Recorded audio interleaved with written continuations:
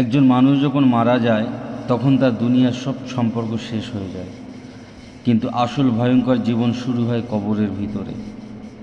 মানুষকে যখন কবরের মধ্যে রাখা হয় সবাই চলে যায়, চারপাশে নেমে আসে গভীর অন্ধকার। ঠিক তখনই তার কাছে আসে দুজন ভয়ঙ্কর ফেরেশতা।